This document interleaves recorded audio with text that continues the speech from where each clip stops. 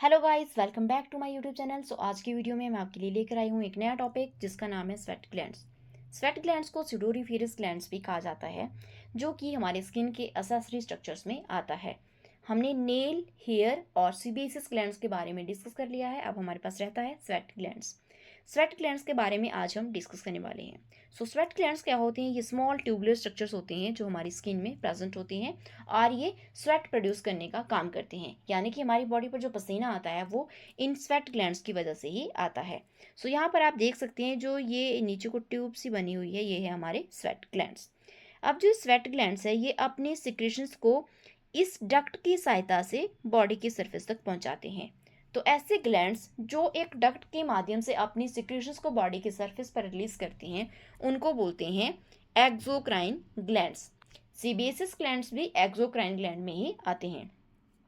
अब जो sweat glands होते हैं ये दो तरह के होते हैं, एक होते हैं एक्राइन ग्लैंड्स और दूसरे होते हैं एपोक्राइन ग्लैंड्स। जो एक्राइन ग्लैंड्स होते हैं वो पूरी बॉडी पर फैले होते हैं, लेकिन जो एपोक्राइन ग्लैंड्स होते हैं वो अंडर आर्म्स वाले एरियाज में होते हैं, ग्रॉइन रीजन में होते हैं या फिर निपल्स के अराउंड में होते हैं। सो सबसे पहले बात करते हैं एक्राइन ग्लैंड्स की। यहाँ पर आप देख सकते हैं ये जो छोटे वाले ग्लैंड्स है ये है हमारे एक्राइन ग्लैंड्स। ठीक है, जो ये एक्राइन ग्लैंड्स होते हैं ये डायरेक्टली ओपन हो रहे हैं स्किन के सरफेस पर। मतलब ये कहीं भी जाकर जुड़ नहीं रही हैं, ये यहाँ से सीधे ये डक्ट जा रही है और ये यहाँ पर ओपन हो रही है। सो ये जो ग्लैंड्स होते हैं ये अपनी सिक्रेशंस को डायरेक्टली सरफेस के ऊपर रिलीज करते हैं और ये जो ग्लैंड्स होते हैं ये दूसरे ग्लैंड से 10 टाइम्स स्मॉलर होते हैं। ठीक है, मतलब 10 गुना छोटे होते हैं और ये कहाँ पाए जाते हैं? पूरी बॉडी के सरफेस पर पाए जाते हैं, लेकिन अलग अलग डेंसिटीज में, कहीं पर कम होते हैं और कहीं पर ज़्यादा होते हैं। सबसे ज़्यादा ये पाए जाते हैं हमारे हाथ की हथेलियों में, पैर के तलवों में और हमारे फोरहेड वाले रीजन्स में। ठीक है, ये जो ग्लैंड्स होते हैं ये थर्मो रेगुलेशन के प्रोसेस से हमारी बॉडी की टेम्परेचर को कंट्रोल करते हैं। थर्मो रेगुलेशन मतलब कि जब हमें गर्मी लगती है, मतलब बहुत ज़्यादा टेम्परेचर बढ़ गया है और हमें गर्मी लग रही है, तो उससे क्या होगा, हमारी जो स्वेट ग्लैंड्स है वो पसीना निकालेंगे, मतलब वो स्वेट रिलीज करेंगे। और जो स्वेटिंग होगी तो उससे क्या होगा, जो स्वेट है वो इवेपोरेट होगा। जब वो हवा में इवेपोरेट हो जाएगा तो उससे हमारी जो बॉडी है वो ठंडी हो जाएगी, तो इस वजह से हमारी बॉडी का टेम्परेचर थोड़ा डाउन आ जाता है। ठीक है, जो मेल होते हैं उनमें ज़्यादा स्वेटिंग होती है फीमेल के कंपैरिजन में। ठीक है, अब जो एक्राइन ग्लैंड्स होते हैं इनको कौन एक्टिवेट करता है? थर्मल और इमोशनल स्टिमुलाई होती हैं जो इनको एक्टिवेट करते हैं। थर्मल मतलब कि जब गर्मी होती है, बहुत ज़्यादा टेम्परेचर बढ़ता है, ये उस टाइम पर एक्टिवेट होते हैं। या फिर जब हमें घबराहट होती है, मतलब जब हम बहुत ज़्यादा घबरा जाते हैं तो हमें पसीना आ जाता है, तो उस टाइम पर क्या होता है कि हमारे जो एक्राइन ग्लैंड्स है वो एक्टिवेट हो जाती हैं। अब अगर सारे एक्राइन ग्लैंड्स एक साथ मैक्सिमम कैपेसिटी पर काम करते हैं तो हमारी जो बॉडी है उससे 1 घंटे में 3 लीटर से भी ज़्यादा पसीना रिलीज हो सकता है, जिसको बोलते हैं पर्सपिरेशन। मतलब पसीना निकालने का जो प्रोसेस है उसको बोलते हैं पर्सपिरेशन। लेकिन अगर इतना ज़्यादा पसीना होगा तो वो हमारी बॉडी के लिए बहुत ज़्यादा डेंजरस हो सकता है, क्योंकि इसके साथ साथ निकल सकते हैं कुछ बॉडी के इंपॉर्टेंट फ्लूइड्स और इलेक्ट्रोलाइट्स। ठीक है, तो हमारी बॉडी में इन इलेक्ट्रोलाइट्स की कमी हो जाएगी, इन फ्लूइड्स की कमी हो जाएगी अगर ज़्यादा पसीना आता है तो। सो अब बात करते हैं हम एपोक्राइन ग्लैंड की। जो एपोक्राइन ग्लैंड्स होते हैं ये डायरेक्टली सरफेस के ऊपर ओपन नहीं होते, जिस तरह से इक्राइन ग्लैंड्स थे वो डायरेक्टली सरफेस के ऊपर ओपन हो रहे थे। ये कहाँ पे ओपन होते हैं? ये हेयर फॉलिकल में जाकर ओपन होते हैं। ये आप यहाँ पर देख सकते हैं, ये हेयर फॉलिकल की जगह पर ओपन हो रहे हैं और वहाँ से इनकी जो सिक्रेशन है वो बॉडी के सरफेस तक जाएगी। ठीक है, तो इस तरह की ग्लैंड्स को बोलते हैं एपोक्राइन ग्लैंड्स। ये कहाँ पर पाए जाते हैं? ग्रोइन रीजन में या फिर अंडर आर्म्स में या फिर निपल्स के अराउंड में। ठीक है, और ये बड़े होते हैं एक्राइन स्वेट ग्लैंड से। अब स्टार्टिंग में इनकी जो सिक्रेशंस होती है वो थोड़ी मिल्की होती है। आपने अगर कभी नोटिस किया हो तो हमारी बॉडी का जो पसीना है वो हमारे अंडर आर्म्स के पसीने से थोड़ा डिफरेंट होता है। हमारा जो अंडर आर्म्स वाला पसीना होता है वो थोड़ा चिपचिपा सा होता है और थोड़ा वो थिक होता है एज कम्पेयर टू हमारे बॉडी का जो पसीना होता है। ठीक है, तो हमारी जो एपोक्राइन ग्लैंड्स की सिक्रेशन होती है वो कैसी होती है? स्टार्टिंग में मिल्की होती है।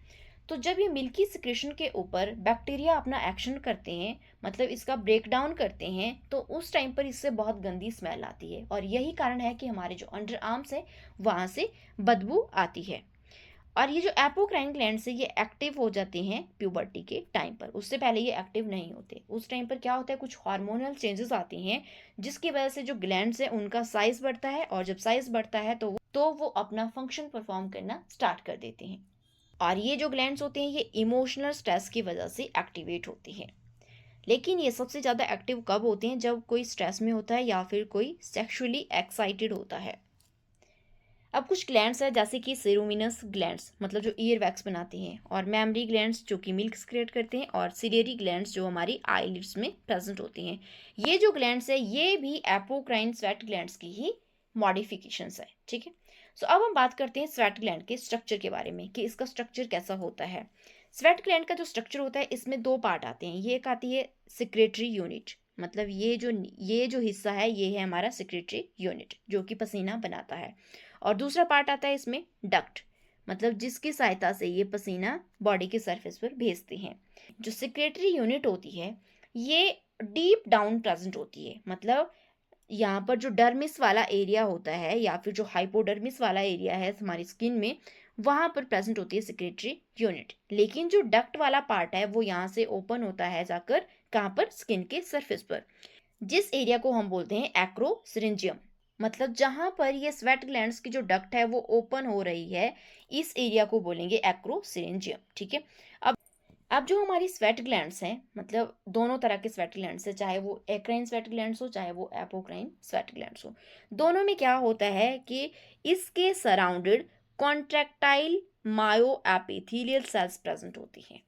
जैसे कि आप यहाँ पर देख सकते हैं, ये इस एरिया में इसके सराउंडिंग जो आपको ये ग्रीन कलर के दिखाई दे रहे हैं ये है मायो एपिथेलियल सेल्स। तो जब ये सेल्स जो है ये कॉन्ट्रैक्ट करते हैं तो क्या होता है, इससे पसीना रिलीज होता है, मतलब ये स्वेट को बाहर निकालने में हेल्प करते हैं। और जो ये पूरा का पूरा ग्लैंड होता है ये किससे सराउंड होता है, एडिपोज टिश्यू से। ठीक है, अब हम देख लेते हैं कि स्वेट ग्लैंड्स के क्या क्या फंक्शंस होती हैं। इसके मैंने आपको बताया कि थर्मो रेगुलेशन में ये अपना रोल प्ले करते हैं। और दूसरा है कि वेस्ट रिमूवल में, हमारी बॉडी से जो एक्स्ट्रा मटेरियल होता है यानी कि जो वेस्ट प्रोडक्ट्स होते हैं उनको भी ये बाहर निकालने में हेल्प करते हैं, क्योंकि पसीने के साथ बहुत सारे वेस्ट है जो बॉडी से बाहर निकल जाते हैं। अब इसके साथ साथ ये स्किन को प्रोटेक्ट करने का काम भी करते हैं। मतलब जो एक्राइन ग्लैंड्स है वो क्या करते हैं, एसिड मेंटल बना देते हैं जो कि एक स्किन बैरियर का काम करता है। मतलब वो हमारे स्किन के ऊपर एक बैरियर बना देता है, जिसकी वजह से क्या होता है कि जो बैक्टीरिया और अदर हार्मफुल माइक्रो ऑर्गेनिजम्स है वो हमारी स्किन को नुकसान नहीं पहुंचा सकते। ये था स्वेट ग्लैंड्स और इसका स्ट्रक्चर और इसके कुछ functions. I hope you enjoy this video. Please do like, share and subscribe to my YouTube channel. Thank you for watching.